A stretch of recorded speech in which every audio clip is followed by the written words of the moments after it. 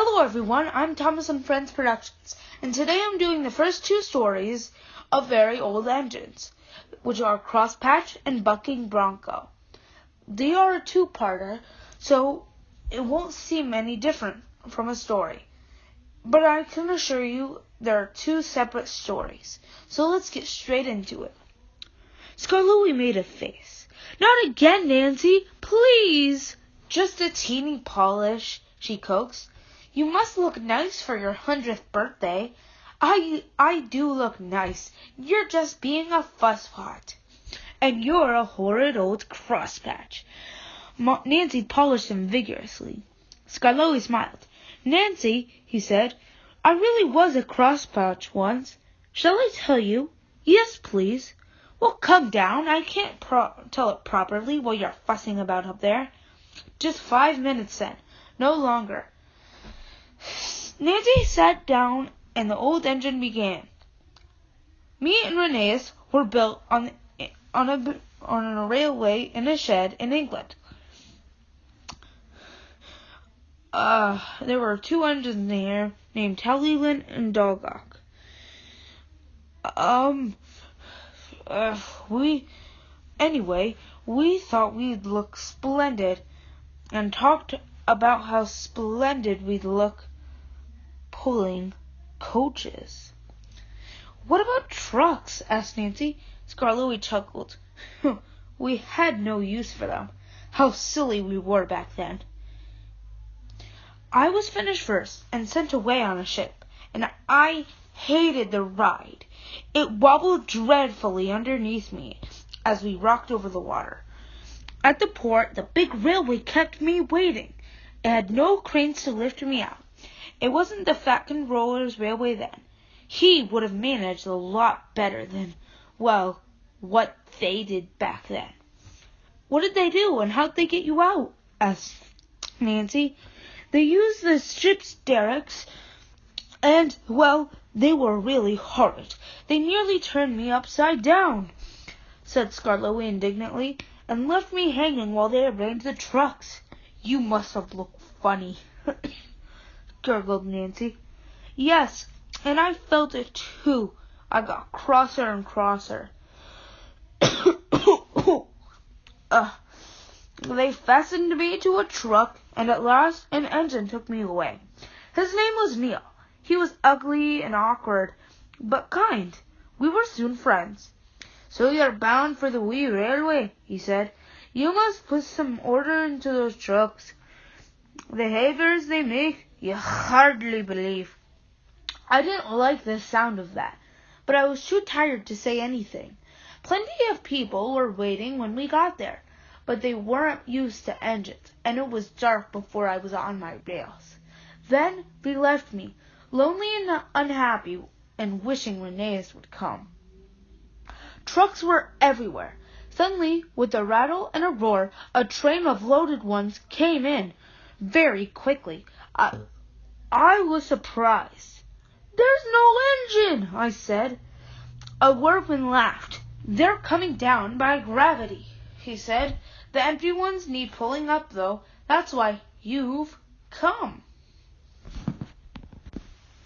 "But why can't they go up with whatever it was you said?" "Gravity only brings things down, silly. We need horses or engines to haul them up the big hill." "What? I have to pull them?" "Of course. I won't. I came here for coaches." He just laughed and walked away. Soon Mr. Mack and the manager arrived with some men. He showed them my parts from a book. "We're going to steam you, Scarlouie." "Can I pull coaches, sir? Please, please?" "No, certainly not." I gave him such a look.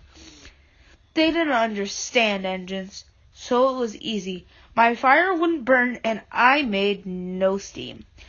I just blew steam at them. They called me bad names, but I didn't care.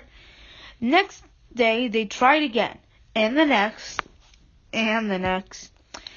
I gave them my look, and they wouldn't do a thing.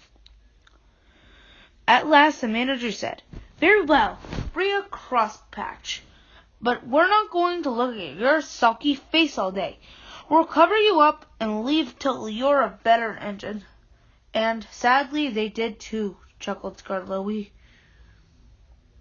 They fetched a big tarp and covered me right up, and I didn't like that at all. I think it served you right, though, said Nancy severely. Never mind her, Skarloey. Please tell us what happened next. Nancy turned around in shock. A group of people had quietly come up to listen while Skarloey was telling his story. I was lonely and miserable, continued Skarloey, till at last the manager came. I hope now you're a better engine. Yes, sir. Please, sir. Because I've asked Mr. Bobby to come and look after you. Mr. Bobby had helped build me in England. I liked him, so we soon had steam up. Come on, Skarloey, he said. We must help a workman finish the line before the inspector comes. I didn't mind pulling trucks with Mr. Bobby, and we worked so hard that by the time Renee's arrived, the line of trucks was already ready. Renee's never got so excited and bouncy as I did. He worked without hurry or fuss. Trucks often played tricks on me and made me cross, but they soon found that teasing Renee's was a huge mistake.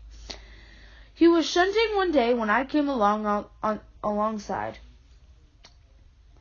I was excited. I'm pulling the director's train, I said, and the inspector's train tomorrow. Think of that. Skarloey looked at Renee's. He pondered.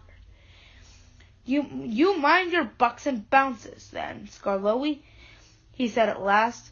The directors won't like them one bit. Pah! I snorted and bounced away to fetch the coach. It's an engine, whispered one of them. It was the guard's van. He's come to take us out. Beware of the strange engines, warned another. We must be on our guard. Our guard has just come, said the second one. I pulled them all day happily to the station. One of them was actually I found out was named Agnes. She was still suspicious and kept muttering, Be on your guard, be on your guard. But I was too excited to listen. It might have been better if I had. I was sizzling with excitement as I ran round and back down on Agnes. It's fun, I chortled. You may look harmless, she whispered, but we'll watch you. She took me quite aback, but even Agnes couldn't complain about our upward journey. We stopped at every station, and the directors got out to admire the arrangements. Everything went well. I forgot about the old fusspot, and the manager, smiling, joined us on the footplate for the journey home. It looks so easy, Mr. Bobby, he said, as we rolled along gently. Can I drive him, please? We were running nicely. First rate, I hissed happily, gaining speed, and all unknowingly, I began to bounce along the rails. The manager, alarmed, closed my regulator. Too quickly, much too quickly. And too much at that. Agnes's buffers clashed. He's playing tricks! Bump him! And she and the second coach began to bump me along the rails. They surged against me, urging me on. I bounced and lurched. I couldn't help it. The manager lost his footing and grabbed wildly for a handhold and disappeared. Peep, peep, peep! Brakes! Guard! Brakes! Please! Mr. Bobby seized my controls and stopped the train and looked back, two legs waving wildly from a bush. is what he saw when he looked back. The manager was unhurt but very cross. "I'll not be riding the bucking Bronco again," he said. He sat in the second one for the rest of the journey, which I found out was named Beatrice. The directors, completely shaken, were very, very cross with me. They said it was my fault. "Renee's will take the inspector tomorrow," they ordered. "You will stay out of sight in the shed." But late that evening, the manager came. "I'm sorry, sir. I did try to be good," said Scarloey, wincing. "It wasn't your fault, Scarloey. I'm sorry. I was cross. We must do what the director says now. But I'll make it up to you later." The inspector was pleased with Renee's.